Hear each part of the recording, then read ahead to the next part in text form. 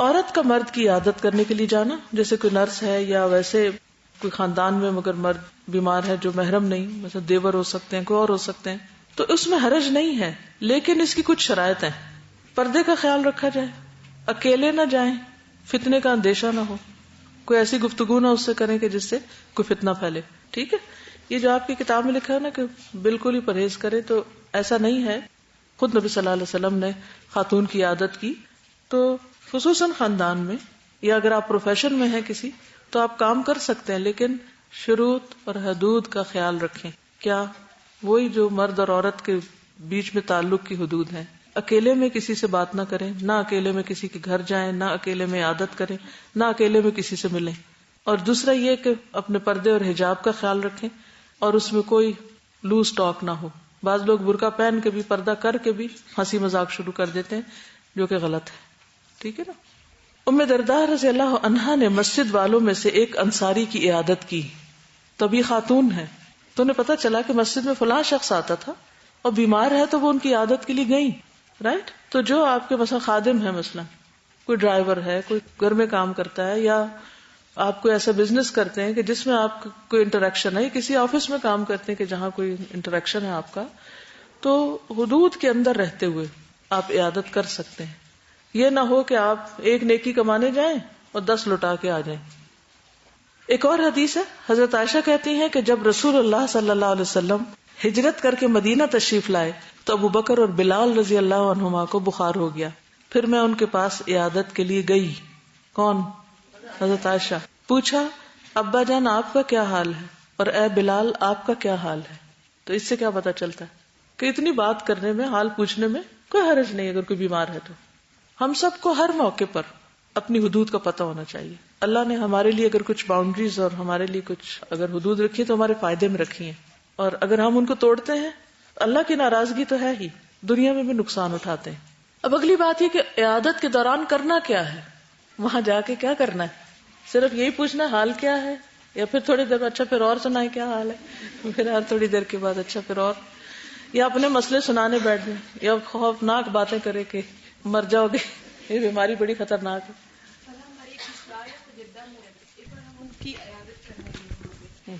تو انہوں نے بڑی اچھی بات بتائی. انہوں نے کہا کہ ہم جہاں پہ رہتے ہیں عربی بھی ہیں، تو ہم مسجد میں جاتے ہیں. پہلے تو یہ تھا کہ قریبی جو بھی نیبرز، ان کی عیادت ہم اثر کے بعد کرتے تھے.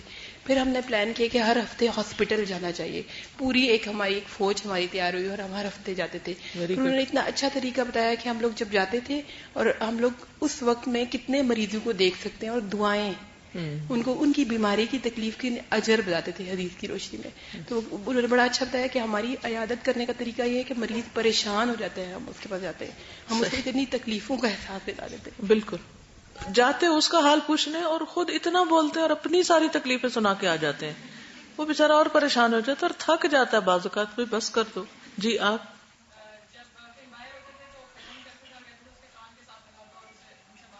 ماشاء اللہ. اور پھر آپ دیکھیے کہ اگر ایسا مریض ہوش میں آ جائے تو بعض اوقات قومے میں وہ سن رہے ہوتے ہیں لیکن بول نہیں سکتے، ہل نہیں سکتے، کچھ رسپونڈ نہیں کر سکتے.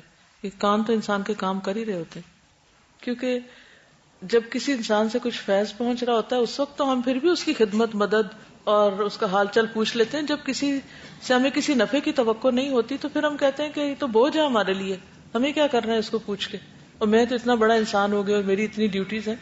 تو یہ بہت بڑے کردار کی بات ہے اور بہت بڑے اجر کی بات ہے. یہ بھی آپ نے جو بات کہی نا کہ بات کیا کرنی ہے، تعزیت کرنے جائیں، عیادت کرنے جائیں تو پازیٹیو جا کے بات کرنا بہت ضروری ہے، کیونکہ اس کا مقصد ہی یہی ہے کہ آپ پیشنٹ ہے یا جو تعزیت والے لوگ ہیں ان کو آپ تسکین دیں. بالکل. وہ جو بھی بھوجا ایئر کا ایکسیڈنٹ ہوا تھا تو اس میں جو ہماری اسٹوڈنٹ تھی ان کی اور ان کے بچوں کی ڈیتھ ہوئی، اس کی تعزیت کے لیے میں جب ان کے گھر گئی تو کوئی خواتین پڑوس سے آئی ہوئی تھی، وہ بار بار ان سے یہ پوچھیں کہ باڈیز کس حالت میں تھی. اللہ اکبر. مطلب ماں اور بہن سے بار بار پوچھیں اچھا چہرے بچ گئے تھے، اچھا باڈیز کس حالت میں. مطلب مجھے اتنی تکلیف ہو رہی تھی، پھر میں نے ان کو کہا کہ اس سے کوئی فرق نہیں پڑتا.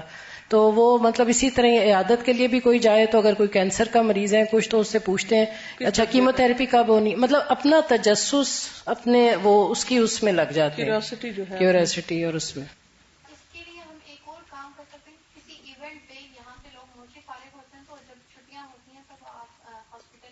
بالکل بالکل. میرا خیال ہے ایکس اسٹوڈینٹس کو جو پچھلے سال یہاں بلو اسکارف میں بیٹھے ہوئے تھے ان کو اپروچ کرنے کی ضرورت ہے اور بتانے کی کہ آئیں اور اکٹھے مل کے کو پلان کر کے اپنے اپنے ایریا میں بے شک جائیں, لیکن تھوڑی ٹریننگ لے لیں کہ کرنا کیا کیا. اب جو آپ سیکھ رہے ہیں ان تو نہیں سیکھا, تو اب کرنے کا کام آپ کے پاس ٹائم کم ہے, ان کے پاس نسبتاً ٹائم زیادہ ہوگا. بعض اوقات پتہ نہیں ہوتا کرنا کیا, تو موقع بھی ہوتا تو ہم نہیں کرتے, نیکسٹ ڈور ہوتا ہم نہیں کرتے کیونکہ ہمیں پتہ نہیں ہے. مریض کے پاس مختصر وقت کے لیے جا کر اس کی طبیعت اور بیماری کی موجودہ کیفیت اور علاج معالجے سے متعلق گفتگو کی جائے, اس کی دلجوئی کی جائے, حوصلہ افزائی کی باتیں کی جائیں. تیمارداری کرنے والے کا لہجہ بہت نرم اور ہمدردانہ ہونا چاہیے. نبی کریم صلی اللہ علیہ وسلم جب کسی مریض کے پاس پہنچتے تو اسے تسلی دیتے ہوئے فرماتے, لا بأس طہور انشاءاللہ, گھبرانے کی کوئی بات نہیں, اللہ نے چاہا تو یہ مرض گناہوں سے پاک کرنے کا ذریعہ ثابت ہوگا. مریض کو صحت کی امید دلانا. سعد بن ابی وقاص کہتے ہیں کہ رسول اللہ صلی اللہ علیہ وسلم حجۃ الوداع کے سال میری عیادت کے لیے تشریف لائے. میں سخت بیمار تھا, تو میں نے کہا یا رسول اللہ, میرے ساتھی تو مجھے چھوڑ کر حج کر کے مکہ سے جا رہے ہیں اور میں ان سے پیچھے رہ رہا ہوں. اس پر آپ نے فرمایا کہ یہاں رہ کر بھی اگر تم کوئی نیک عمل کرو گے تو اس سے تمہارے درجے بلند ہوں گے. یعنی اگر تم پیچھے رہ رہے تو بھی تم یہاں بھی اچھے کام کر سکتے ہو, اور امید ہے کہ ابھی تم زندہ رہو گے, یعنی امید کی بات کی, اور بہت سے لوگوں کو تم سے فائدہ پہنچے گا اور بہتوں کو نقصان پہنچے گا. یعنی جو کفار مرتدین کے خلاف آئندہ جو ہونے والا تھا, شاید اس کی طرف آپ کا اشارہ تھا کہ کچھ تم سے فائدہ اٹھائیں گے اور کچھ تم سے نقصان پائیں گے. کیونکہ اشداء علی الکفار رحماء بینہم صحابہ کرام کی جو خاص خصوصیت ہے, تو اس اعتبار سے آپ نے ان کو امید دلائی. اسی طرح زبانی ہمدردی کے علاوہ مریض اگر آپ کا قریبی دوست یا عزیز ہے تو اس کی مزید خدمت بھی کر سکتے ہیں. مثلا اگر وہ تنہا رہتا ہے یا اس کے گھر والے دوسرے کاموں میں مصروف ہیں تو اس کے بالوں میں کنگھی کر دیں, اس کی ضرورت کی چیزیں ٹھیک کر دیں, اس کا بستر ٹھیک کر دیں, دوا کا وقت ہو تو دوا پلا دیں. خود اس سے بھی دریافت کر لیں کہ کسی چیز یا خدمت کی ضرورت تو نہیں. ان چھوٹی چھوٹی خدمات سے اس کا دل خوش ہوگا اور وہ بیمار پرسی کے لیے آپ کے آنے کو قدر کی نگاہ سے دیکھے گا. یہی وہ لمحات ہوں گے جب آپ کو اللہ کی رضا اور رحمت اس بیمار بندے کے پاس ملے گی. بیمار کو صبر کی تلقین کرنا. بعض اوقات مریض پر بیماری کی سختی یا لمبا عرصہ تک بیمار رہنے کی وجہ سے بے صبری کی کیفیت طاری ہونے لگتی کہ میں تو ٹھیک ہو ہی نہیں سکتا, اب مجھے لگتا ہے میں نہیں ٹھیک ہو سکتا. ایسے میں بیمار پرسی کرنے والے کو چاہیے کہ اسے صبر اور اس پر ملنے والے اجر کے بارے میں یاد دہانی کرائے. اس سلسلے میں احادیث نبوی کے حوالے سے کچھ واقعات سنائے. مثلاً عطا بن رباح بیان کرتے ہیں کہ ایک مرتبہ ابن عباس نے مجھ سے کہا, کیا میں تمہیں جنتی عورت نہ دکھاؤں؟ میں نے کہا کیوں نہیں؟ انہوں نے کہا دیکھو یہ جو کالی عورت ہے. ایک بار نبی صلی اللہ علیہ وسلم کی خدمت میں حاضر ہوئی اور بولی مجھے مرگی کا دورہ پڑتا ہے, میں اس حالت میں بے پردہ ہونے لگتی ہوں, آپ میرے لیے اللہ سے دعا کیجیے. نبی صلی اللہ علیہ وسلم نے فرمایا اگر تم اس تکلیف کو صبر کے ساتھ برداشت کرو گی تو اللہ تعالیٰ تمہیں جنت سے نوازیں گے, اور اگر چاہو تو میں یہ دعا کر دوں کہ اللہ تمہیں اچھا کر دے تو تم اچھی ہو جاؤ گی. وہ خاتون بولی میں اس تکلیف کو صبر کے ساتھ برداشت کرتی رہوں گی, البتہ آپ یہ دعا کر دیجئے کہ اس حالت میں بے پردہ نہ ہوں, میرا سطر نہ کھلے. تو نبی صلی اللہ علیہ وسلم نے اس کے لیے دعا فرمائی. عطا کہتے ہیں کہ میں نے اس دراز قد خاتون ام ظفر کو کعبہ کے غلاف سے چمٹے دیکھا. کتنی بڑی بات ہے نا کہ بعد میں بھی لوگ ان کو جنتی خاتون کے نام سے پہچانتے تھے. تو ایسی بیماریوں میں صبر جنت کا ذریعہ ہے. تو بیمار کو بڑا حوصلہ ہو جائے گا کہ کوئی بات نہیں, اگر دنیا میں میرے پہ تکلیف ہے تو ہمیشہ کی زندگی تو بہت اچھی ہے. پھر اسی طرح بیماری کے اجر کے بارے میں بہت ساری احادیث پیچھے گزر چکی ہیں. کہاں بیماری میں مومن کا رویہ, بیماری مومن کے لیے خیر کا باعث ہے. ان احادیث کو آپ یاد کر لیجئے, یا وہ آپ کے پاس ہوں تو آپ ان کو کسی کارڈ پر لکھ کر بھی دوسرے کو جا کے دے سکتے کہ وہ بار بار پڑھتا رہے. آپ کے گھر میں شادی کے کوئی کارڈ کبھی آئے, عید کارڈ اور کون سے کارڈ, وش کارڈ وغیرہ وغیرہ, کیا کرتے ہیں ان کا آپ؟ یا بک مارکس بناتے ہیں, یا پھر پتہ کیا کرتے ہیں, یا تو کچھ لوگ ان کو میموریز کے طور پر رکھ لیتے ہیں, کچھ لوگ پھینک دیتے ہیں, کچھ لوگ تھوڑے دن ڈیکوریٹ کر کے پھر پھینک دیتے ہیں, کچھ صحیح یوز نہیں ہوتا ان کا. تو ان کو آپ کاٹ کر, کیلیگرافی سیکھ رہے ہیں نا آپ سب, اب اس کا فائدہ اٹھائیں. بلکہ ایک ایکٹیویٹی ان سب سے کرا ہی لیں کہ بیماری سے متعلق احادیث ایک ایک اپنے گھر سے کارڈ لائیں اور اس کو اچھی طرح حدیث لکھیں اور تھوڑا سا ڈیکوریٹ کریں. تھوڑا سا اس لیے کہتی ہے کہ بعض لوگ کو اتنی ڈیکوریشن کر دیتے ہیں ہاربل قسم کی کہ اس میں میسج تو چھپ ہی جاتا ہے، حدیث تو نہیں پڑھی جاتی، لیکن لال کالے رنگ لگا کے اس کو خوب بھر دیتے ہیں، اس کو میک اپ کر دیتے ہیں۔ تو مقصد کیا ہے؟ ٹاکسن سے بھرا ہوا ایک کارڈ مریض کو دینا۔ وہ ظاہر ہے جتنے بھی آپ رنگ لگاتے ہیں ان سب کے اندر کیمیکلز ہیں، وہ ڈینجرس بھی ہیں ایک لحاظ سے کہ بہت رنگین چیزوں کے بیچ میں آپ رہیں، یعنی اس طرح کے پینٹ وینٹ جو ہے، کپڑے کا رنگ نہیں، وہ دوسرے کی بات کریں۔ تو اس سے بہتر ہے کہ آپ ہلکی پھلکی ڈیکوریشن کریں لیکن میسج واضح کریں۔ تو آپ نے جو کچھ اب تک کیلی گرافی میں سیکھا ہے وہ بنائیں اور پھر ہر گروپ کا مقابلہ کر لیں، جس کا کارڈ اچھا اس کو انعام دیں، اور سب کے اچھے کارڈ ہر کلاس سے نکال کے ساؤٹ بورڈ پہ لگا دیں، ٹھیک ہے؟ ان کو دیکھ کے دوسروں کو بھی اچھا بنانا آ جائے اور پھر وہ بھی بنا کے دوسرے مریضوں کو دے آئیں جا کے۔ ایک ایک حدیث، ایک ایک اچھی بات، کریٹیوٹی استعمال کریں، نقالی نہیں۔ نقالی کرنے والے آگے نہیں بڑھتے کبھی بھی۔ اصل بات یہ کہ آپ کے مائنڈ میں کیا آ رہا ہے، آپ کس طرح اس کو بہتر سے بہتر طریقے سے پیش کرنا چاہتے ہیں۔ تو انشاءاللہ آپ دیکھیں جب مریض کے پاس جائیں گے تو خالی ہاتھ تو نہیں جائیں گے، آپ کا اپنا ہاتھ تو اللہ نے دیا ہے نا، تو اپنے ہاتھ کی کمائی سب سے بہترین ہوتی، تو قلم چلائیں، پینسل لگائیں، اور اس سے آپ دیکھیں کہ جب وہ بنا رہے گا نا اس وقت بھی آپ کو اللہ کا ذکر بہت اچھی طرح کرنا آئے گا۔ اور اگر آپ کو زیادہ اچھی طرح بنانے آئے تو بنا بنا کے سیل کریں، سیل کر کے ان کے پیسے کما کے وہ غریبوں پہ صدقہ کریں اپنے ہاتھ کی کمائی سے۔ صحابیات کے پاس جو ہنر ہوتا تھا اس ہنر کو استعمال کرتی تھی۔ کل کسی نے مجھے کہا کہ ہم غریبوں کی مدد کرنا چاہتے ہیں تو آپ ہمیں کچھ فنڈز بھیج دیں۔ میں سوچ میں پڑ گئی کہ اگر اس طرح ہم غریبوں کی مدد فنڈ مانگ کے کریں گے تو اس کا مطلب پہلے تو ہم خود غریب ہیں، تو جب آپ خود غریب ہیں تو آپ کے اوپر تو صدقہ دینا لازم ہی کوئی نہیں، ٹھیک ہے؟ تو صدقہ کرنے کے لیے پہلے تو آپ کو خود امیر ہونا چاہیے، تو کسی سے مانگ کے تو امیر بننا کوئی اچھی بات نہیں۔ کیا خیال ہے کہ میں آپ کے پاس آؤں، مجھے پیسے دیں، میں نے غریب کو دینے ہیں؟ سینس نہیں بنتی نا اس بات کی۔ اچھا بہرحال اب آپ دینا چاہتے ہیں تو آپ کے پاس ہونا چاہیے۔ اب آپ کے پاس اگر نہیں ہے تو آپ کو کیا کرنا چاہیے؟ کوئی کام کرنا چاہیے، کوئی طریقہ سوچیں، کوئی چھوٹی موٹی چیز بنائیں، اور کچھ نہیں تو گھر میں آپ کو کچھ پکانا چکانا ہی آتا ہوگا، کوئی بیک سیل لگا لیں۔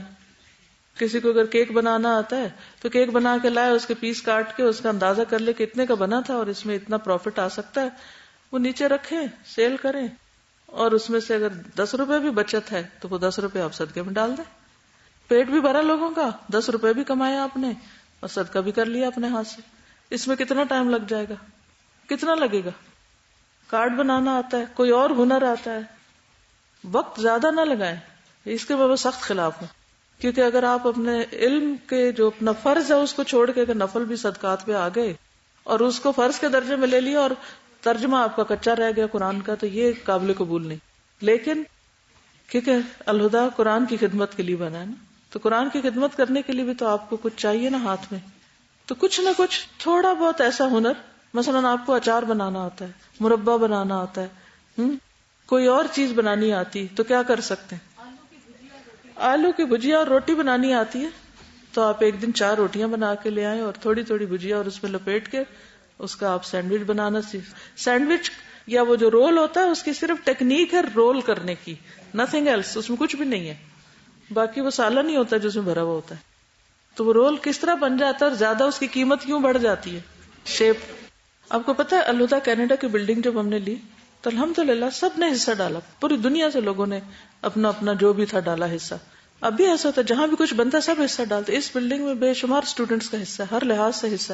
اب وہ بیٹھے گھر میں اجر کما رہے ہیں۔ اچھا اب وہاں ہم کیا کرتے تھے کہ ٹھیک ہے بڑی ڈونیشنز بھی ہوں لیکن وہ ایک مٹھی بھر کھجوریں بھی ضرور آئیں، کیونکہ برکت ان مٹھی بھر کھجوروں کی ہے نا۔ وہ جو غزوہ تبوک میں ایک صحابی کا مال سب سے اوپر رکھا گیا تھا، سب سے تھوڑا تھا لیکن محنت زیادہ تھی اس کے پیچھے اور خلوص بھی ظاہر ہے۔ تو ہم نے ہر گروپ کو یہ پروجیکٹ دیا کہ ہر روز ایک گروپ بریک ٹائم کے لیے کچھ بنا کے لائے گا۔ اب وہ اپنے انہوں نے طریقے ایجاد کیے، کسی نے پیسے اکٹھے کر کے ایک نے کوکنگ کر لی، جیسے میٹھے چاول، گڑ والے چاول بنانے فار ایگزامپل، مجھے زیادہ اچھے آتے ہیں بنانے مثلا، تو سارے وہ بنانے والا بن جائے، باقی لانے وہ کوئی گڑ لے آئے، کوئی چاول لے آئے، کوئی گھی لے آئے، کوئی ہر ایک اپنے اپنے طریقے پہ۔ اور الحمدللہ ہر روز بریک میں لوگوں کو مزے مزے کے کھانے بھی ملنے لگ گئے اور وہ خوشی سے خریدتے بھی تھے، اس کی آمدنی بھی ہوتی اور وہ آمدنی بلڈنگ کے اندر جا رہی تھی۔ سب کی. تو اس میں سب کا حصہ بنا نا, پھر سب کی اونرشپ ہوتی ہے. جہاں آپ خرچ نہیں کرتے نا وہاں آپ کی کوئی اونرشپ نہیں ہوتی. مجھے کہہ رہی تھی نا گھر خریدا تھا تو اونرشپ کا احساس تھا. تو جب آپ کہیں ڈالتے ہیں کچھ دیتے ہیں جب, تو پھر آپ اس کو اون بھی کرتے ہیں نا. اس کا ایک لطف ہی اور ہوتا ہے, اس کا ایک سکون ہی اور ہوتا ہے کہ میں نے اس میں کچھ لگایا ہے. آپ کی ایسوسیشن ایفیلیشن کچھ اور طرح کی ہوتی ہے. اور جب آپ صرف لینے والا اینڈ ہے نا, بس مجھے ملے ملے ملے, پہلے علم ملے, پھر تنخواہ ملے, پھر یہ سہولت ملے, پھر وہ ملے, پھر رسپیکٹ ملے, پھر محبت ملے, پھر کیئر ملے. تو جب آپ کی یہ سوچ ہوتی ہے تو آپ کبھی ایک تو خوش نہیں رہ سکتے, دوسرا یہ کہ آپ کبھی بھی اپنی جان نہیں مار سکتے اس کام میں, کیونکہ آپ اس کو اون ہی نہیں کرتے. آپ تو الہدا والے کہہ کے پھر بات کرتے ہیں, الہدا والے یہ کرتے ہیں اور الہدا والے وہ کرتے ہیں. ایک لوگ یہ بھی ٹرم یوز کرتے ہیں نا, الہدا والے یہ کرتے. کون کہتا ہے یہ؟ جو یہ سمجھے کہ الہدا میرا ہے وہ کہہ سکتا ہے. الہدا والے وہ کون ہے؟ جو آپ خود ہی ہیں. اگر آپ ان کو برا بلا کہہ رہے ہیں تو اپنے آپ پہ لار رہے ہیں, وہ آپ ہی پہ پلٹے گا سب. تو ہمارے جو سوچنے کا انداز ہے یا ہماری جو کسی بھی چیز کی اپروچ ہے وہی جب غلط ہوتی, بنیاد ہی غلط ہے, تو پروگرس اور برکت کہاں سے آئے گی؟ وہ نہیں ہوتی. پھر اسی لیے دین نہیں پھیلتا. کسی بھی چیز کا ہم اپنے گھر کو نہیں کرتے, ہم اپنی چیزوں کو نہیں کرتے, وہ بھی اٹھا کے پھینکی ہوئی ہوتی ہے, کوئی سمیٹ دے انہیں ہمارے لیے. گھر جا کے بہت سے لوگ یونیفارم اتار کے بھی اس کو صحیح جگہ نہیں رکھتے, وہ ماں ہی بیچاری اٹھ کے رکھ رہی ہوتی ہے. تو آج کل کے بچے موسٹلی نہ وہ ماں باپ کو اون کرتے ہیں نہ کسی اور چیز کو, بس اپنی ڈیزائرز کو اون کرتے ہیں کہ ہمیں یہ چاہیے. تو یہ سوچ بدلنی ہوگی, کیونکہ بحیثیت پاکستانی قوم ایک مقروض قوم ہے, لینے والی قوم ہے, تو وہ لینے کی عادت پڑ چکی ہے. ہر جگہ مانگنے والی سوچ ہے, کرنے والی کوئی سوچ نہیں.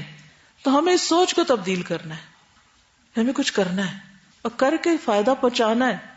جب ہم فائدہ دیں گے تو وہ صرف ہمیں نہیں, ہماری نسلوں کو بھی پہنچے گا, کیونکہ اللہ کسی محسن کا اجر ہرگز نہیں مارتا.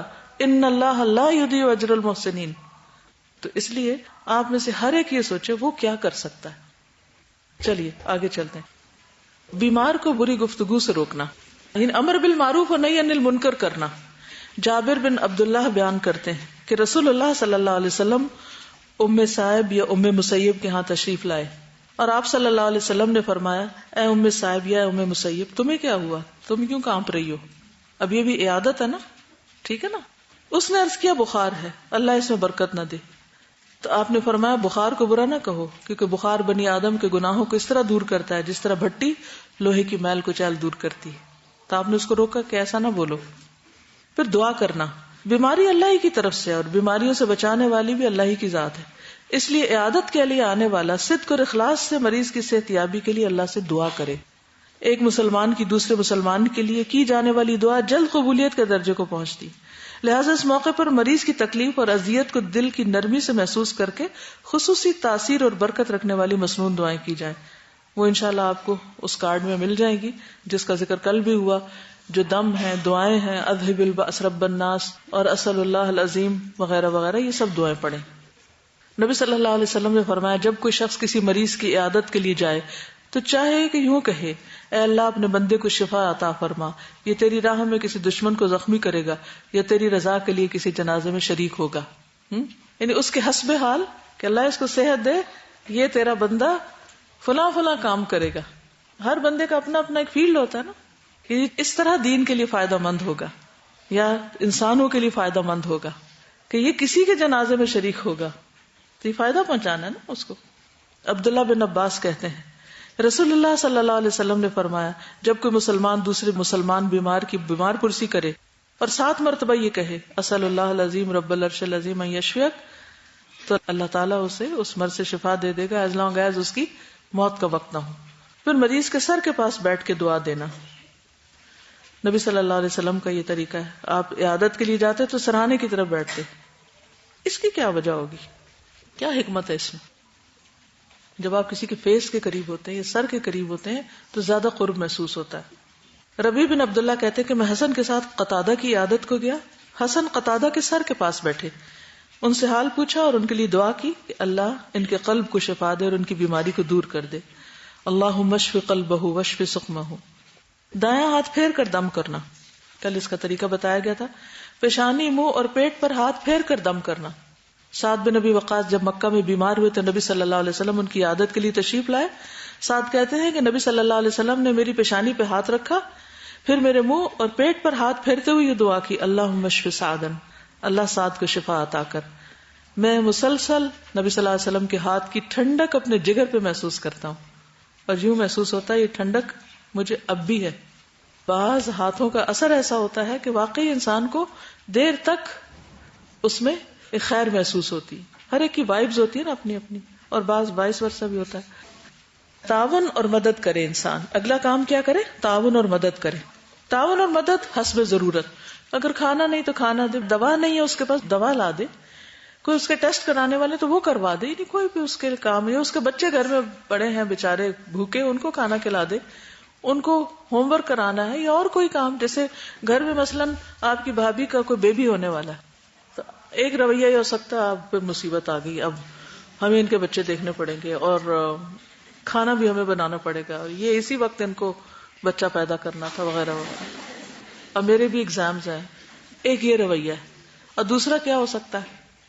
چلو نیکی کا ایک موقع ہاتھ آ رہا ہے، اور انسان اگر سارا کام خود نہیں بھی کر سکتا، کسی اور کی عیادت کے لیے آنے والے کی مدد لے سکتا ہے، لیکن اصل بات ہی کہ خوشی سے ہم کریں، اور اس وقت ان کے بچوں کو پڑھا دینا یا کچھ بنا دینا یا کچھ مساج کر دینا یا کوئی بھی جو آپ کے پاس اسکل ہے، کسی بھی طرح آپ کمفرٹ دے سکتے ہیں تو آپ گھر کے بیمار کو پہلے دیں اور باقی بعد میں۔ جی خیر وہ تو پھر خود غرضی والی ایک بات ہو سکتی ہے، لیکن اگر کسی کو جنت کی خوشبو نہیں نیکی پہ ابھار سکتی تو اپنی ذات ہی کے لیے کر لے۔ پھر یہ ہے کہ اگر آپ کو کوئی علاج آتا ہے، مثلا کوئی شخص بے ہوش پڑا اور آپ کو پتا کیسے ہوش میں لانا ہے، تو آپ صرف دور کھڑے ہو کے نہیں عادت کریں گے، اب آپ آگے آ جائیں گے اور کہیں گے میں اس کا علاج کر سکتا ہوں، مجھے موقع دیجیے میں کر۔ تو مثلاً جابر بن عبداللہ کہتے ہیں جب وہ بیمار پڑے تو نبی صلی اللہ علیہ وسلم حضرت ابو بکر ان کی عیادت کے لیے آئے، انہوں نے دیکھا کہ مجھ پہ بے ہوشی غالب ہے، چنانچہ نبی صلی اللہ علیہ وسلم نے وضو کیا اور وضو کا پانی مجھ پہ چھڑکا، اس سے مجھے ہوش آ گیا۔ ٹھیک ہے، پھر ڈاکٹر کو بلانے کا انتظام یا ہسپتال لے جانے کا انتظام، بعض اوقات ایسا بھی ہوتا ہے نا کہ آپ ڈرائیو کر سکتے ہیں تو آپ کہیں میں لے چلتی ہوں اپنے ہمسایوں کو، گھر والوں کو، کسی اور کو۔ ایک انصاری صحابی سے مروی ہے کہ ایک مرتبہ رسول اللہ صلی اللہ علیہ وسلم ایک شخص کی عیادت کے لیے تشریف لے گئے جو زخمی ہو گیا تھا۔ نبی صلی اللہ علیہ وسلم نے فرمایا فلاں قبیلے کے طبیب کو بلا کر اسے دکھاؤ، ٹھیک ہے، بنو فلاں کے طبیب کو بلاؤ، وہ ان کا ڈاکٹر ہے اور اس کو اس سے علاج کراؤ۔ لوگوں نے اسے بلایا تو وہ آ گیا اور کام ہو گیا۔ پھر مریض کو فائدہ مند علاج کے لیے مجبور کرنا، یعنی جو سمجھدار انسان ہو وہ اس کو بتا سکتا ہے، کیونکہ بعض اوقات مریض دوائی نہیں کھاتے یا علاج نہیں کرواتے یا سرجری نہیں کراتے، حجامہ نہیں کراتے، ٹھیک ہے نا، تو حجامہ ہی کے لیے کہنا۔ جابر کہتے ہیں کہ ایک مرتبہ مقنے کی عادت کے لیے گئے تو فرمایا میں اس وقت تک یہاں سے نہیں جاؤں گا جب تک تم سینگی نہ لگوا لو، کیونکہ میں نے رسول اللہ صلی اللہ علیہ وسلم کو یہ فرماتے ہوئے سنا کہ اس میں شفا ہے۔ اسی طرح اور بھی اس میں احادیث ملتی ہیں جو پیچھے میں آپ کو بتا چکی ہوں۔ مریض کے گھر والوں کا خیال رکھنا۔ ابراہیم بن ابو ابلا کہتے کہ میری بیوی بیمار پڑ گئی، میں اس زمانے میں ام درداء کے پاس جایا کرتا تھا، جب میں جاتا وہ پوچھتی تمہاری بیوی کیسی ہے، میں کہتا بیمار ہے، پھر وہ کھانا منگواتی، میں کھانا کھاتا، اس کے بعد واپس آتا۔ ایک مرتبہ میں ان کے پاس آیا تو وہ بولی اس کا کیا حال ہے، میں نے کہا اب قریب قریب اچھی ہے۔ انہوں نے کہا جب تم کہتے تھے بیمار ہے تو میں تمہارے لیے کھانا منگواتی، لیکن اب وہ قریب قریب صحیح ہے تو میں تمہارے لیے کچھ نہیں منگواؤں گی۔ کتنے صاف گو لوگ تھے اور وہ مائنڈ بھی نہیں کرتے تھے۔ دوران عادت مفید گفتگو کرنا۔ ام سلمہ کہتی ہے کہ میں نے رسول اللہ صلی اللہ علیہ وسلم کو فرماتے ہوئے سنا جب تم مریض کے ہاں جاؤ تو اچھی باتیں کرو کیونکہ فرشتے تمہاری باتوں پہ آمین کہتے ہیں، یعنی زندگی کی دعا دو، صحت کی دعا دو۔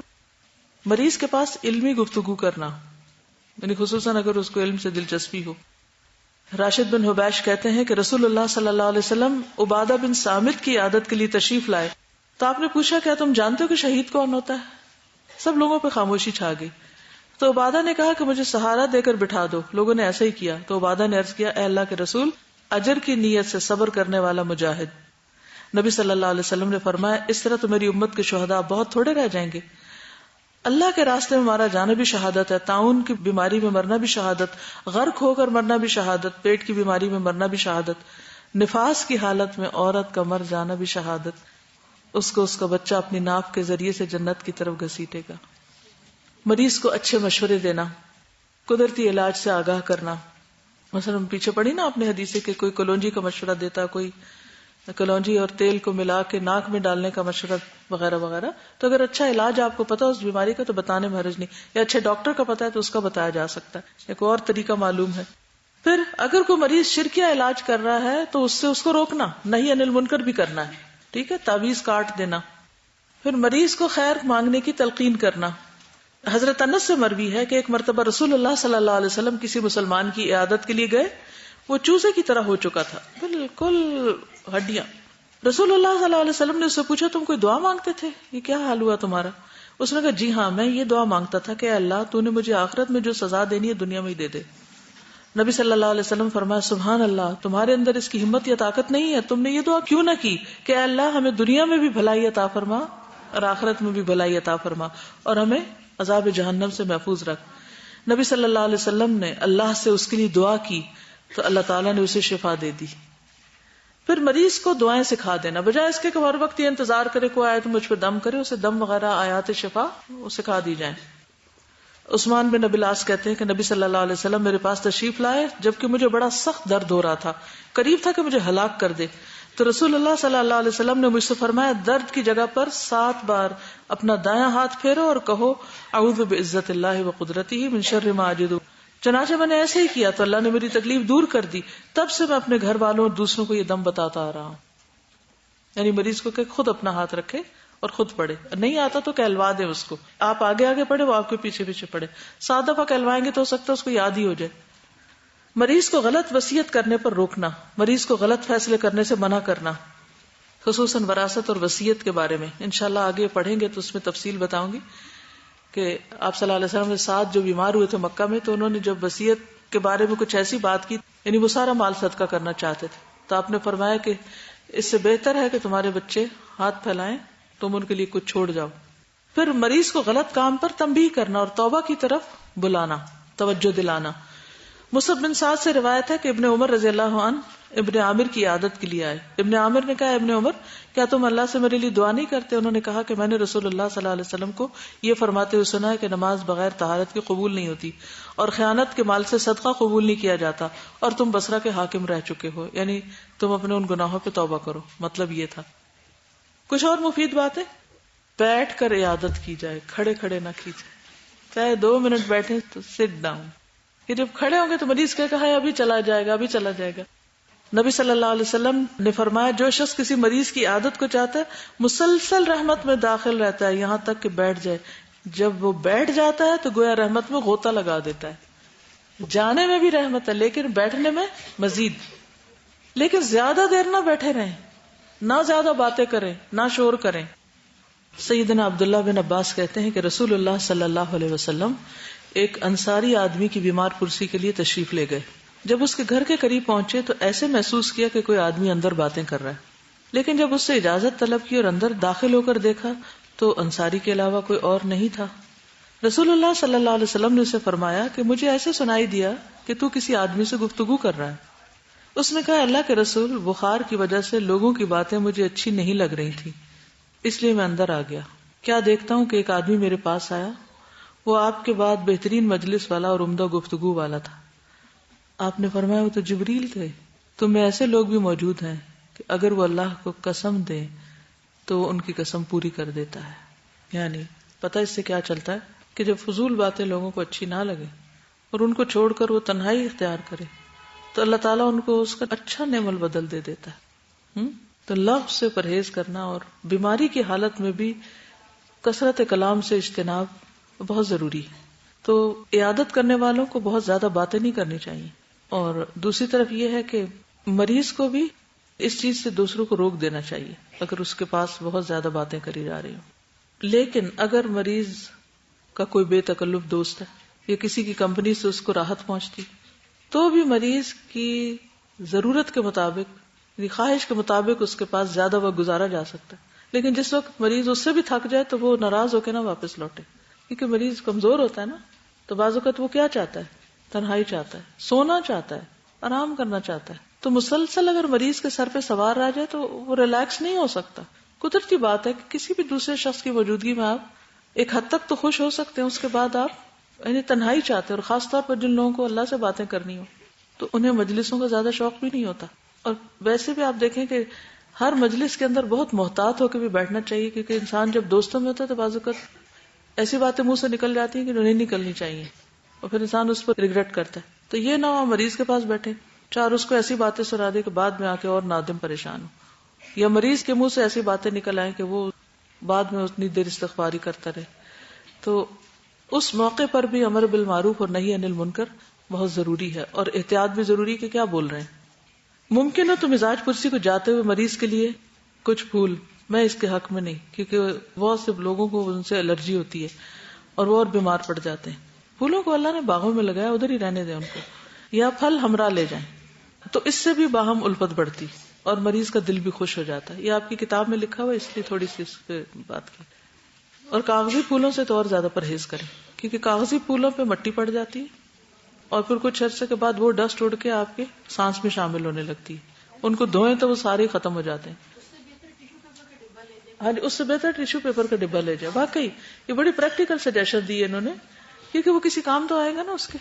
تو کسی کو بھی کچھ دینے سے پہلے یہ دیکھیں کہ کارآمد چیز ہو جو کام آئے، نہ کہ اس کے لیے الٹا وبال جان بن جائے. مریض کے گھر پہنچ کر ادھر ادھر تانگ جھانک سے پرہیز کیا جائے. وہ کیوں؟ اچھا کچن میں جا گھسے، اچھا کچن دیکھ کے حد تک تو ٹھیک ہے، پھر یہ نہیں کہ کھانے کے برتن سے ڈھکن اٹھا اٹھا کے دیکھا جائے کیا پکایا ہوا ہے، یا خود ہی کھانے بیٹھ جائے. عبداللہ بن ابو حذیل سے مروی ہے کہ عبداللہ بن مسعود ایک مریض کی عادت کے لیے گئے، ان کے ساتھ اور لوگ بھی تھے. اس گھر میں ایک عورت تھی.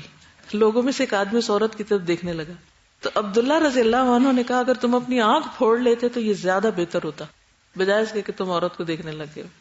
اچھا صحابہ میں کتنی زبردست کوالٹی نے دیر اینڈ دین امر بالمعروف اور نہی عن المنکر کرتے، تبھی ان کے اندر ایک ایسی سوسائٹی موجود تھی جو پروڈکٹیو تھی. ہم اس وقت کچھ نہیں کہتے، وہاں سے اس مجلس سے اٹھتے ہیں، پھر آپس میں کسر پسر شروع کر دیتے ہیں، پھر غیبت شروع کر دیتے ہیں، پھر اسی پہ سوچ بچار کرتے رہتے ہیں وہ ہوا کیا وہاں، جو کرنے کا کام تھا وہ کیا ہی نہیں، فرائض سے غافل. جابر بن عبداللہ سے مروی ہے کہ رسول اللہ صلی اللہ علیہ وسلم کسی انصاری کے گھر اس کی عیادت کے لیے تشریف لے گئے. اس کے قریب ایک چھوٹی نالی بہ رہی تھی. نبی صلی اللہ علیہ وسلم نے ان سے پینے کے لیے پانی منگواتے ہوئے فرمایا اگر تمہارے پاس اس مشق میں رات کا بچا ہوا پانی موجود ہے تو ٹھیک، ورنہ ہم اسی سے پی لیتے ہیں. تو اس سے یہ پتہ چلتا ہے کہ تیمارداری کرنے والا مریض کے ہاں سے پانی پی سکتا ہے، اور اگر اس وقت تھوڑی بہت چیز کو آفر کرے تو حرج نہیں ہے کچھ کھانے میں. عیادت کے دوران نماز کا وقت آئے تو نماز پڑھیں. یہ نہیں کہ آپ کہیں کہ اچھا وہ ابھی چونکہ میں جنت میں بیٹھی ہوئی ہوں تو باہر جا کے ہی فرض ادا کروں. حضرت عائشہ کہتی ہے کچھ صحابہ نبی صلی اللہ علیہ وسلم کی آپ کے ایک مرض کے دوران عیادت کرنے آئے، آپ نے انہیں بیٹھ کر نماز پڑھائی، حالانکہ آپ خود مریض تھے. مریض کے مرض کی شدت کو دیکھ کر آنسو کا نکلنا، یعنی اس میں کوئی حرج نہیں. عبداللہ بن عمر کہتے ہیں کہ سعد بن عبادہ کسی مرض میں مبتلا ہوئے، نبی صلی اللہ علیہ وسلم تشریف لائے، آپ کے ساتھ عبد الرحمن بن عوف، سعد بن ابی وقاص، عبداللہ بن مسعود بھی تشریف لے گئے. جب آپ اندر گئے تو تیمارداروں کے ہجوم میں انہیں پایا. آپ نے دریافت فرمایا کیا وفات ہو گئی، یعنی اتنے لوگ اکٹھے ہیں؟ لوگوں نے کہا نہیں یا رسول اللہ. نبی صلی اللہ علیہ وسلم ان کے مرض کی شدت کو دیکھ کر رو پڑے. یعنی اگر آپ کے آنسو نکل آتے ہیں یا دل خفا ہو جاتا ہے تو کوئی حرج نہیں، انسانی جذبات ہیں. لوگوں نے جو نبی صلی اللہ علیہ وسلم کو روتے ہوئے دیکھا تو سب رونے لگے. پھر آپ صلی اللہ علیہ وسلم نے فرمایا سنو، اللہ تعالیٰ آنکھوں سے آنسو نکلنے پر عذاب نہیں دے گا، نہ دل کے غم پر، لیکن اس کی وجہ سے عذاب دے گا. یعنی آپ نے زبان کی طرف اشارہ کیا کہ اب باتیں ساتھ شروع کر دی، کچھ برا بھلا کہنے لگے یا غلط بات کی تو اس سے پکڑ ہوگی. اگر ایسا مریض ہو کہ آپ اس کی عادت کے لیے اس کے گھر نہ رہ سکتے تو مریض اپنے گھر میں شفٹ کر سکتے ہیں یا گھر کے قریب لا سکتے ہیں، جیسے بعض اوقات پیرنٹس ہوتے ہیں یا کوئی اور. حضرت عائشہ کہتی ہے کہ غزوہ خندق میں سعد رضی اللہ تعالیٰ عنہ کے بازو میں زخم آ گیا تو آپ نے کیا کیا تھا، یاد ہے پیچھے بتایا تھا میں نے آپ سیرت صحابیات میں بتایا تھا میں نے آپ کو. مسجد کے قریب خیمہ لگوایا تھا، اس میں کون تھی؟ نرس، ڈاکٹر حضرت رفیدہ. تو پھر آپ نے مسجد میں خیمہ نصب کرایا کہ آپ قریب رہ کے ان کی عادت کر سکیں. ہو سکے تو صبح شام مریض کا حال پوچھے، نہیں جو قریب ہو. محمود بن لبید سے روایت ہے کہ سعد رضی اللہ عنہ کو جب غزوہ خندق میں بازو کی رگ پہ زخم آیا، ان کی حالت خراب ہوئی تو انہیں ایک عورت کے ہاں پہنچا دیا گیا جن کا نام رفیدہ تھا. وہ زخمیوں کا علاج کرتی تھی. جب شام کو سعد کے پاس گزرتے نبی صلی اللہ علیہ وسلم تو پوچھتے کیف امسیتا، کیسے شام کی؟ جب صبح ہوتی تو پوچھتے کیف اصبحتا، صبح کیسے ہوئی؟ تو سعد رضی اللہ تعالیٰ عنہ آپ کو اس کی خبر دیتے. پھر غیر مسلم مریض کی عادت کرنا بھی مسنون ہے، اور اس وقت خاص طور پر موقع غنیمت سمجھتے ہوئے اسلام کی دعوت دیں. آپ کو معلوم ہے کہ بہت سے کرسچن پریسٹ جو ہے ایسے لوگ تیار کرتے ہیں جو ہاسپٹل میں جا کے آخری وقت میں مریضوں کو کرسچن بناتے ہیں. وہ یہودی لڑکے کی بات بتائی نا کہ جب آپ اس کی عادت کے لیے گئے تو آپ نے اس کو اسلام کی دعوت دی, تو وہ بچہ اپنے باپ کی طرف دیکھنے لگا, تو اس نے کہا کہ ابو القاسم کی بات مان لو. تو پھر نبی صلی اللہ علیہ وسلم بہت خوش ہوئے کہ اللہ کا شکر ہے کہ اللہ نے میرے ذریعے اس کو آگ سے بچا لیا. لیکن اگر کچھ ایسے لوگ ہوں کہ جو بیمار ہونے کے باوجود غلط کام نہ چھوڑ رہے ہیں, تو آپ بائیکاٹ بھی کر سکتے, انہیں احساس دلانے کے لیے کہ تم اس حرام سے نکلو. یعنی کسی برے کام میں تعاون نہیں کرنا چاہیے. ہمدردی تو کرنی چاہیے, سمجھانا بھی چاہیے, لیکن اس کے باوجود اگر کوئی سمجھتا نہیں تو پھر ناراضگی کا اظہار بھی کرنا چاہیے, چاہے کوئی مریض ہی کیوں نہ ہو, تاکہ اس کی آخرت بچائی جا سکے. کیا عیادت کرنے کے لیے گھر کے سب بندوں کو جانا چاہیے؟ وہ باری باری جائیں تاکہ اس پہ بوجھ نہ پڑے. لیکن جانا تو سبھی کو چاہیے, ہر ایک کا اپنا اپنا عمل ہے نا. یہ کہتی ہے میرا سوال یہ کہ اگر کسی کو نظر لگی اور بہت شدید اور پتہ بھی نہ ہو کس کی, تو کیا کرے؟